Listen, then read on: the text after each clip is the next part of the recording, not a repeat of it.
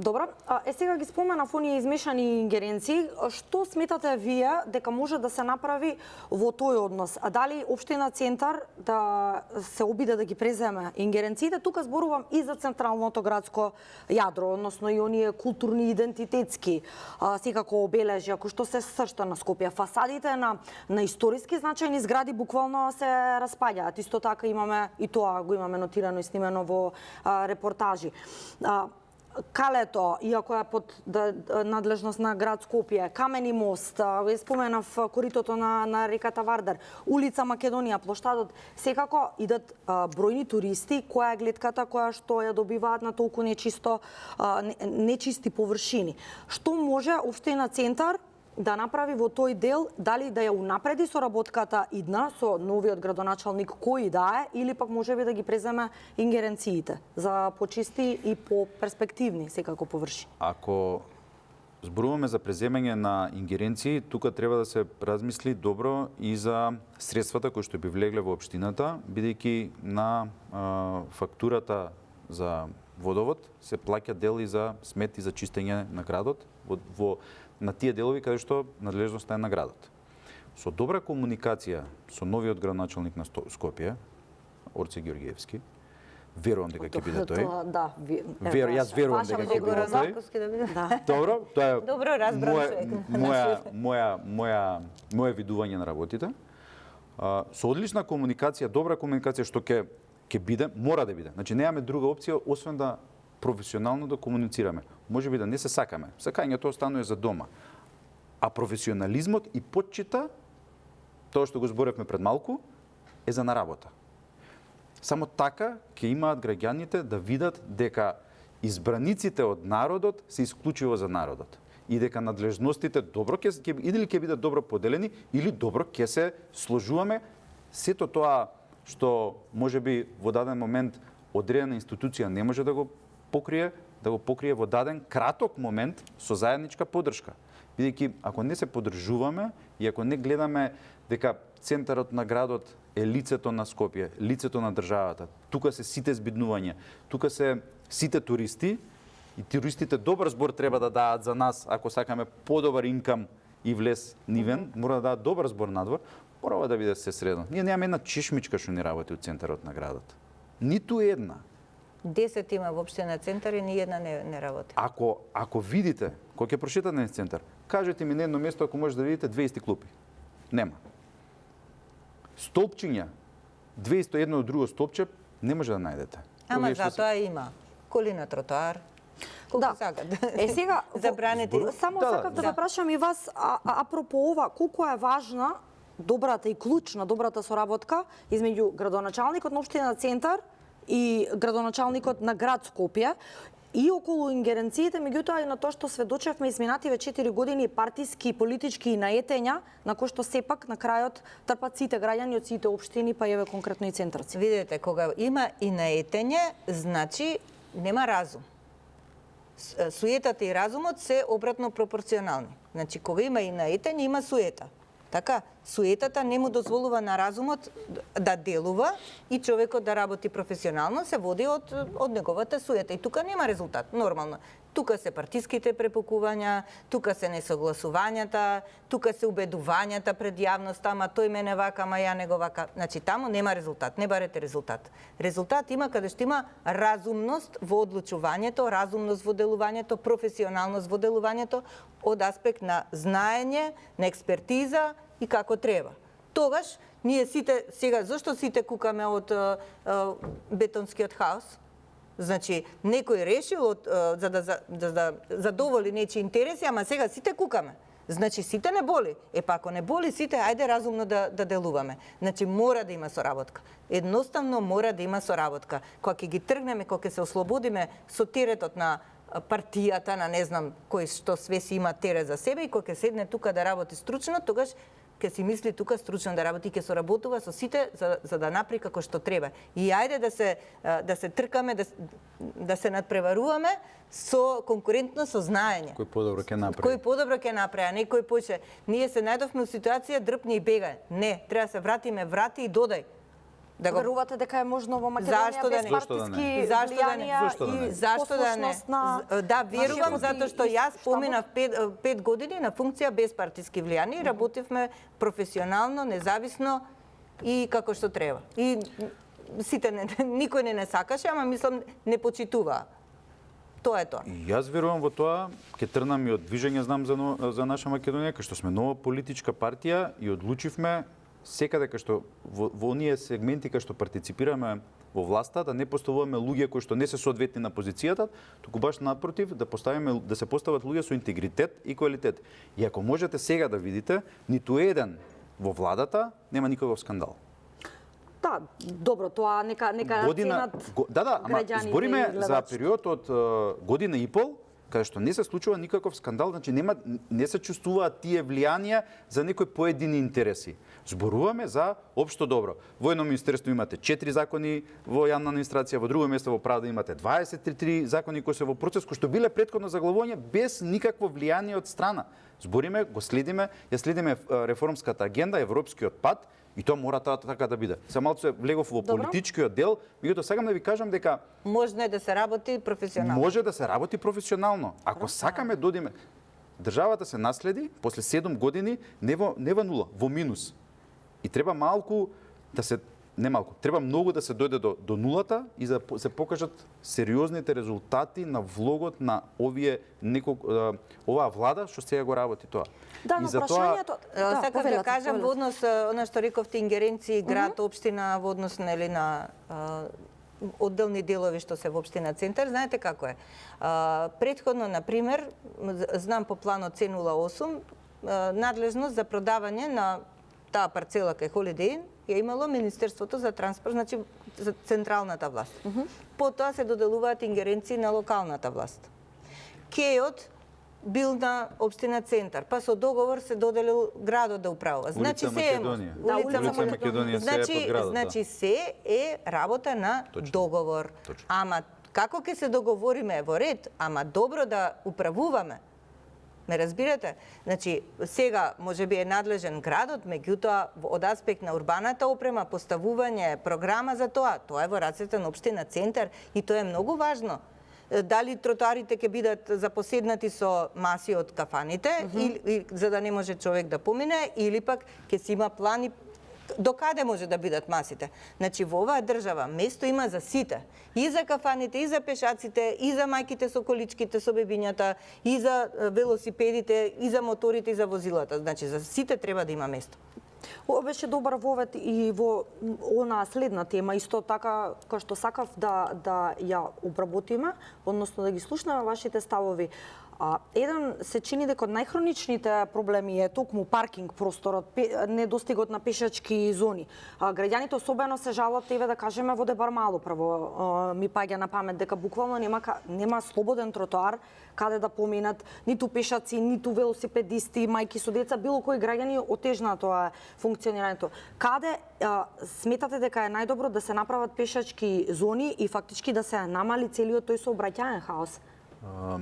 За се мора да постојат системски решенија. За да го намалиме, ќе почнам од надлежност на градот, па ќе се фокусирам на Центар. Ако сакаме да го намалиме влезот на автомобили во Центар, мора добро да се организира јавниот превоз. Сега јавниот превоз така речи да не постои. Кога има нафта, кога нема нафта, кога касни, кога не касни, меѓутоа кога ќе има добро организиран јавен превоз, секој граѓанин нема да го запали својот автомобил и да стигне у Центар, да бара паркинг место, да плати паркинг, троши гориво и ќе изгуби време. Со јавниот превоз од точка до точка Б знаете дека 7 минути стигате.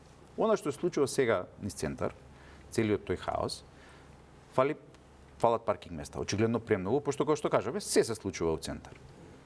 За Дебармало, решението е следно. Долго најуваната општинска зграда со подземен паркинг на 2 или 3 нивоа, во зависност од можностите таму да се изградат, каде што би се ослободиле околу нови 300 паркинг места, каде што сите сервисно стамбени улици што се во Дебармало ќе станат резидентни или 24 часа, или од 7:30 до 16:30 би биле како зонско, па после резидентни, бидејќи тоа со анализа се прави ако има слободни места, ако повеќе граѓани од таа улица заминуваат надвор од домот со автомобил на работа, може да се направи тој комбиниран. А целото паркирање од надворешните возила да биде во подземната гаража на општината. Со тоа што планот е, и тој ќе го презентирам, мислам текот на наредната недела ќе стасаме, визуелно, Михаил Цоков улицата, тоа е коцката Карши општината и паркингот Карши Фонтана, да биде еден убав плоштад и пешачка зона, значи тотално да се релаксира тој четврт таму, а целото паркирање да дојде под земја на автомобилите што влегуваат во Дебармало, и истиот концепт да биде и во Буњаковец, бидејќи исти хаос владе и таму.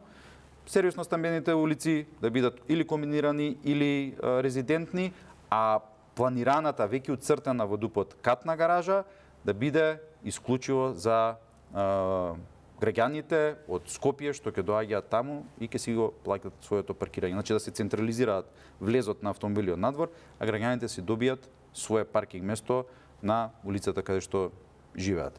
И има повеќе такви локации каде што се планираат монтажни гаражи, меѓутоа и новина која што би се вовела е смарт паркинг систем, каде што преку апликација граѓаните би виделе каде има празно место за паркирање, да не лутаат и да прават дополнителен метеж. Истото прашање за вас, господин Иванов. Значи, и ние би тргнале со анализа за потребите, колку има возила, колку има обезбедено паркинг места до сега и колку се потребни. Проблемот околу паркирањето настанува и од таму што одредени паркинг места не се користат за паркирање. Некои згради имаат и паркинг места, меѓутоа полесно им е на граѓаните на тротоар да си застанат. Или си ги користат тие внатрешни гаражи за друга намена. Или за друга намена, или па сега и последно што слушнав дека така биле стрмо направени што им е страв дека ламилата ќе им се расипе, нели?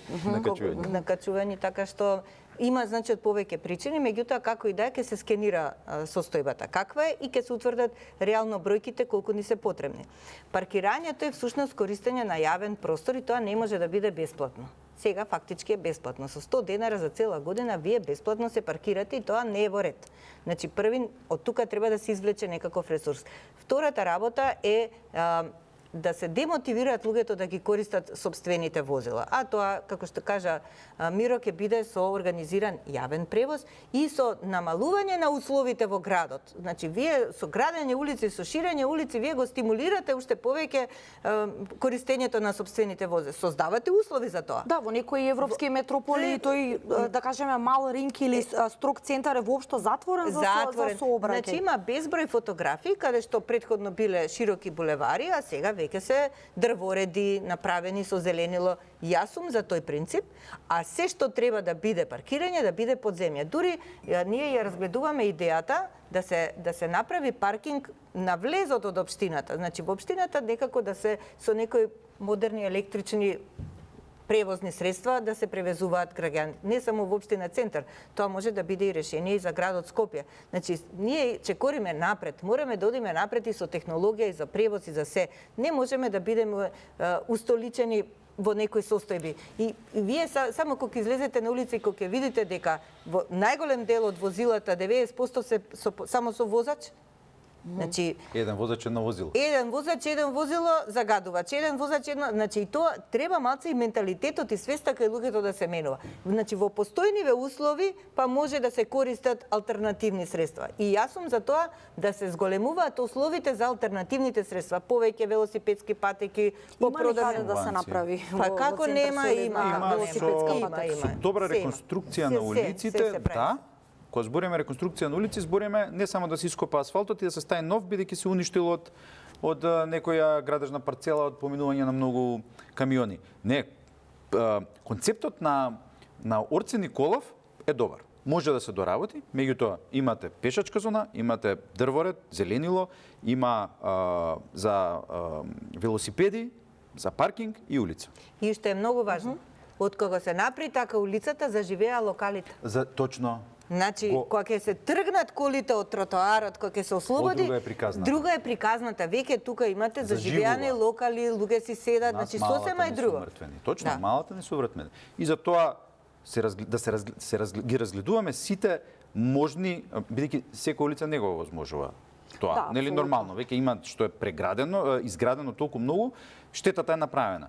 Имаме улица 50-та дивизија. Идеална е за таков концепт да се направи. Христо Смирнински, идеален е таков концепт. 9 има исто, значи има улици низ центарот на градот кои ги мапиравме, кои што ќе ги реализираме во концептот на Орце Николов, бидејќи од страните, например, на 50-та дивизија, ќе се задржам на неа, се од околината е како нешто диво, има див еден, див паркинг, па овој ваму се паркирал, па не е обележано, не.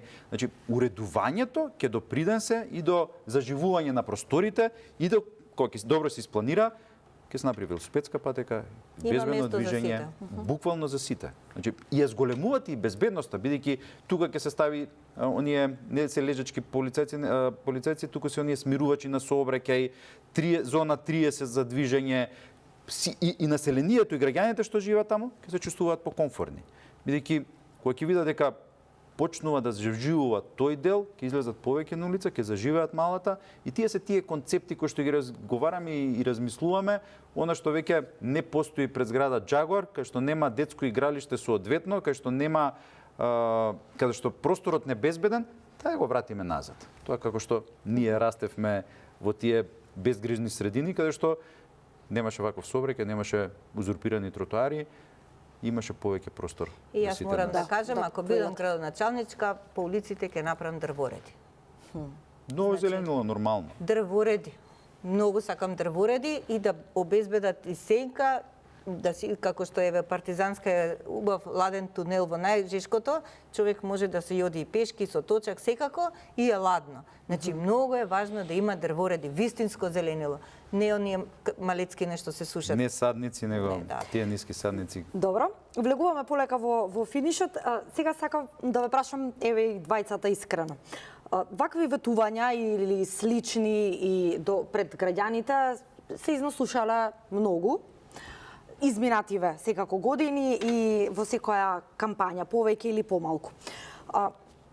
Зошто сметате дека вас треба да ви веруваат, дека навистина ќе го исполните тоа што сте го ветиле, бидејќи де факто имало и претходно нереални ветувања и како навистина квалитетен прв човек што ќе си ја сака својата општина и пред се добро ќе соработува и со градските власти и со жителите. Еве повелете. Ја од втората реченица би почнала, значи квалитетен прв човек што си ја сака општината пред се. Родена сум тука во општина Центар, сум пораснала тука. Моите предци се со корени од Центарот, Скопје, од се, значи јас си го сакам мојот град, мојата општина и сакам да направам нешто за општината. Зошто? Затоа што работењето, управувањето на општината јас ќе го поставам на нови темели, на нови вредности. Што значи тоа? Тоа значи проектите да произлезат од анализи на потребните состојби, на постоечките состојби, од анализа на потребите, какви потреби ни требаат. Ние располагаме, нашите добри страни се што располагаме со ресурси, со човечки ресурси, со знаење, експертиза, умешност. Имаме луѓе што ги покриваат овие области, архитекти, урбанисти, кои што исклучиво се водат од стандардите за квалитетно урбано живење, за достоинствен живот. Ние сакаме нашите сограѓани да се ги видиме живи и здрави, а не да не смеат прозор да отворат од загадување или од ѓубре или од било што. Дали сметате, последно прашање за вас, дека сега е направен доволен простор или е создадена, ајде така да ја наречам, политичка клима за некој од независните да седне на чело на општината? Мислам да, затоа што во изминатиот период едноставно граѓаните само имаа очекувања и спротивно на тоа разочарување едноставно се покажа дека партиските да ги речеме вкрстување и влијанија не доведоа до овој хаос. И сметам дека мислам дека расте свеста кај граѓаните дека треба да сватат дека треба да одберат нов концепт, а не да ги одберат причините што не довеле до оваа состојба. Што е многу важно. Падна нешто добро, добри сме сите. Да. Лабудовиќи, за вас зошто треба да ви веруваат? Дали се што ветувате може да исполните и од кого се очекувате поддршка на 19-ти? Јас сакам да живеам во Центар со квалитетен живот. Сериозно квалитетен живот, кој што сега го нема. Значи, визијата за Центар е да биде безбеден, чист, да има нормален пристап секаде. секој граѓанин да има пристап секаде. И од таа побуда за тоа сум кандидат. Доколку градоначалникот беше добар, јас денеска немаше да седам на ова место и немаше да се кандидирам. Кога зборуваме за концепт, зборуваме каде што јас можам директно да влијам од моето претходно работно искуство и во македонски компании, и во странски компании, кои што ме научиле исклучиво на професионализам.